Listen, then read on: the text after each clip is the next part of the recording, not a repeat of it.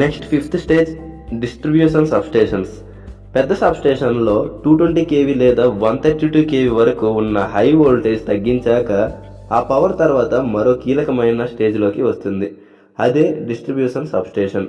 ఇది సాధారణంగా ఊర్ల పక్కన చిన్న చిన్న పట్టణాల దగ్గర లేదా నగరాల అవుట్స్కట్స్లో ఉంటుంది.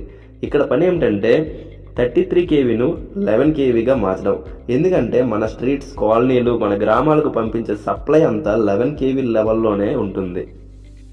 ఈ డిస్ట్రిబ్యూషన్ సబ్స్టేషన్లో కూడా transformers, breakers, isolators, RMU units, bus bars ఇంకా ఆల్ ఎసెన్షియల్ పార్ట్స్ ఉంటాయి.